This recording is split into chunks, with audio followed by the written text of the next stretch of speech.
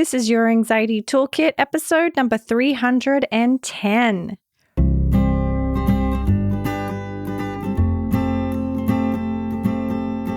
Welcome to Your Anxiety Toolkit.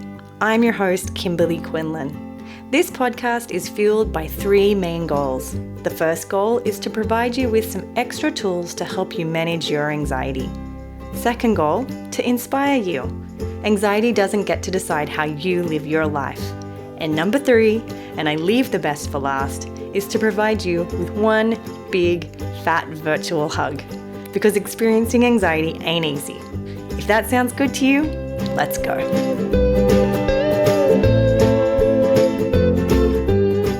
Welcome back, everybody. We are at episode 310. I just recorded it as 210, and I'm still in shock that we have hit 310 episodes. I recorded it and I was like, hang on a second, that doesn't sound right. And it wasn't. And that still shocks me to this day. All right, today we are talking about a very important topic, which is guilt and regret. And I've called this episode Guilt and Regret, the Most Misunderstood Obsessions. And I believe that to be true because a whole bunch of you are walking around wondering whether you have OCD or not, because a lot of what you hear is that OCD is all about anxiety and uncertainty. But what about the folks who don't have a lot of anxiety and a lot of uncertainty, but they're having obsessive guilt and obsessive regret in the form of OCD guilt and OCD regret? So I wanted to talk about that today. Before we do so, let's quickly do the I Did a Hard Thing segment. For those of you who are new, this is where listeners and followers share the hard thing that they've done. Why do I do this? Because so often you guys forget that just because your hard thing is hard for you doesn't mean there's anything wrong with that. I want you to see that hard things are hard things and we should celebrate them and we should share them. And this is a platform I want to do that with. So this one is from Mars. And Mars said, after many weeks and years of hard work, I finally managed to reach an important stage of my career. And I ended up with 2 job offers. Amazing.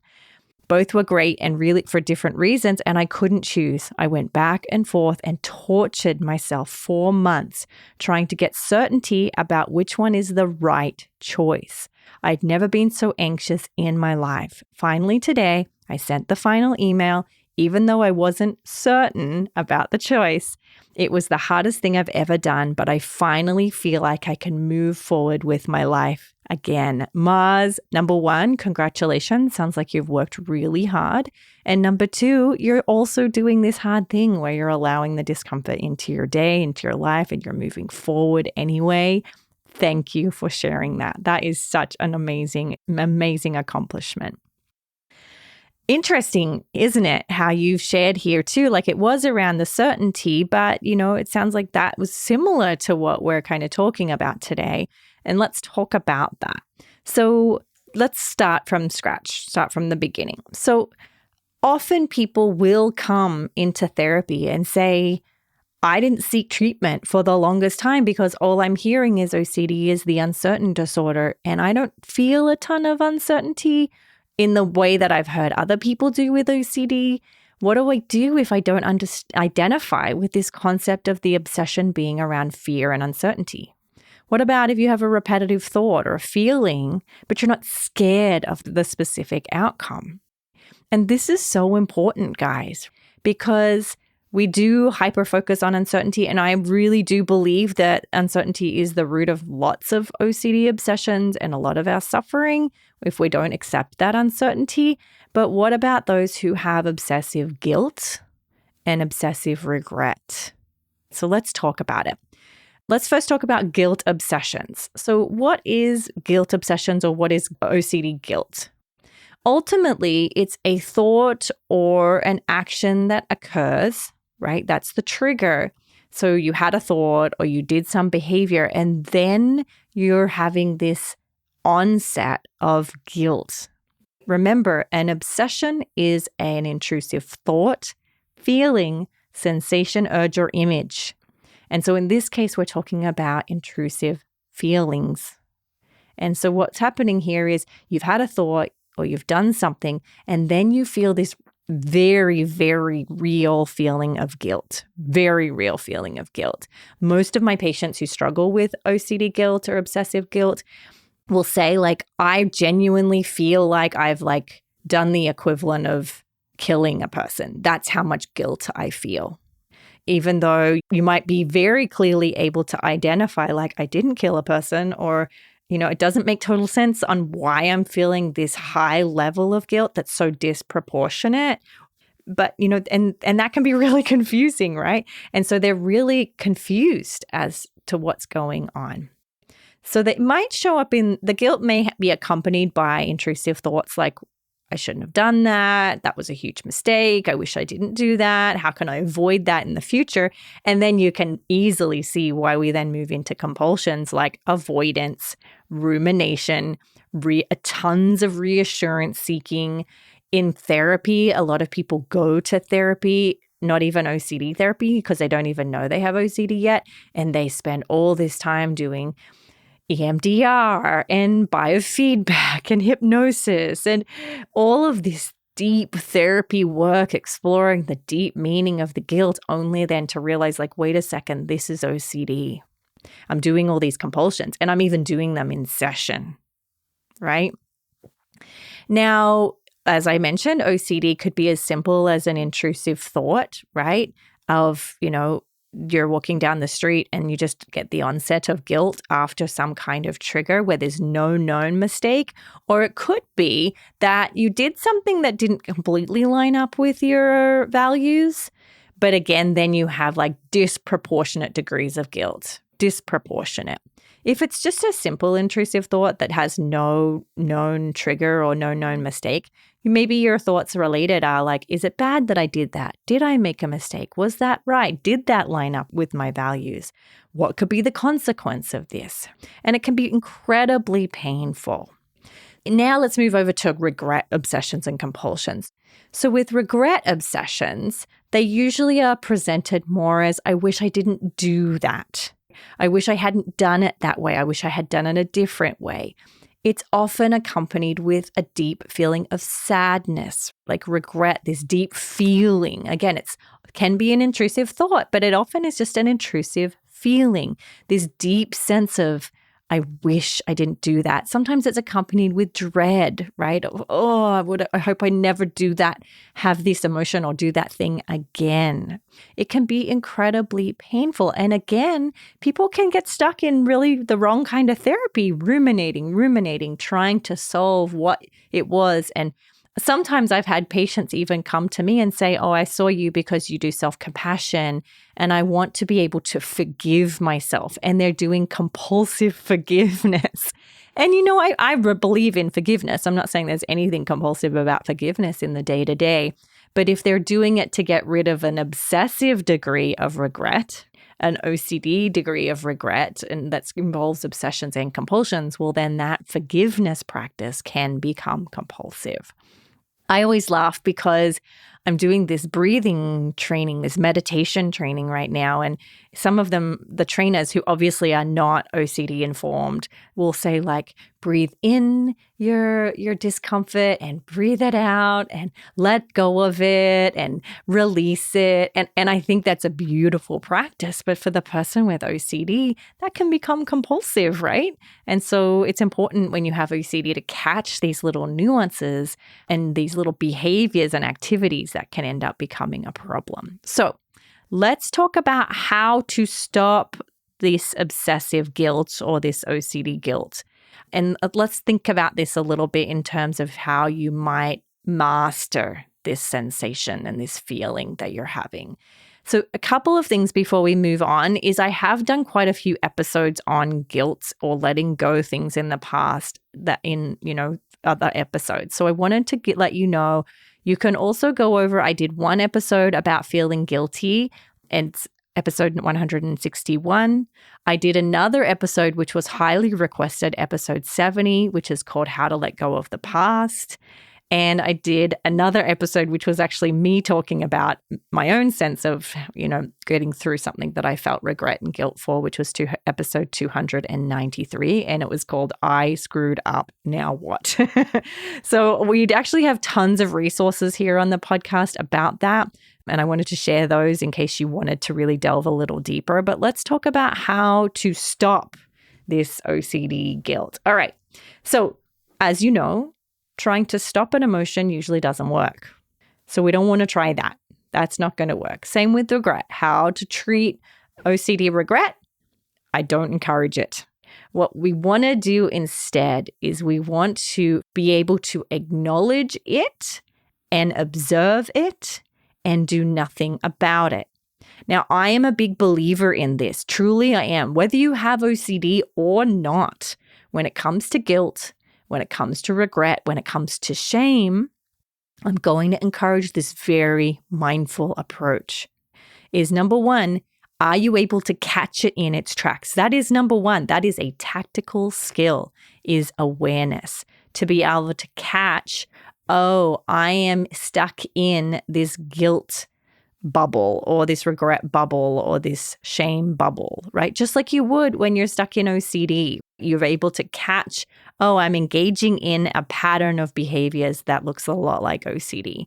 Same goes for this situation. So I'm observing and being aware of it. And then number two, catching where I'm wrestling with it. What safety behaviors do you have in relation to this feeling? Again, when it comes to OCD, it doesn't matter what the obsession is. It doesn't matter whether it's associated to uncertainty or not. It doesn't matter if it's real or feels real or not. What we want to do is take a look at the safety behaviors we're engaging in and first ask ourselves, are these helpful and effective? So if you have guilt or regret, and in your way of coping with that is to beat yourself up in hope that you never do it again, how effective is that? Is that working for you? Is it actually preventing you from doing things in the future that may trigger off regret and guilt? No, right? Are you avoiding certain things so that you don't have to have this guilt and regret in the future? Do a quick assessment on those safety behaviors and ask yourself, does this help me in the grand scheme of things? Knowing that OCD may pull guilt and regret on me for the most minor thing again tomorrow. Is it effective for me to try to make my life really small and avoid things because of an emotion that I may have to experience? Remember, the emotion will not hurt you. You'll allow it to rise and fall. It is painful. I'm not going to lie. It is painful, but it won't destroy you, especially if you have a relationship with guilt and regret and with this discomfort where you're not resisting it. Remember, what you resist persists. So you want to sort of take a look at, do a functional analysis, do a review on how effective is my safety behaviors. Are you engaging in reassurance-seeking compulsions? Saying, do you think I did something wrong? Going to your partner, do you think I did something wrong? Maybe you're confessing, I feel guilty that I did this thing. I want to tell you what I did so that I can let it off my conscience. Now, again, within a normal degree, we do this to some degree. Like if I always laugh. Several years ago, my son, who was 4 at the time, came home and blurted out to my husband that mom had ran through a red light. Right? Just out of the blue, he figured out that red lights were bad and you can't drive through them. And he's like, Mom went through a red light the minute he saw him, right? And then, of course, he was like, no, you didn't. And I had to admit to it. But after that, I felt this urge to admit to things so that I could absolve myself of that guilt and regret that I had.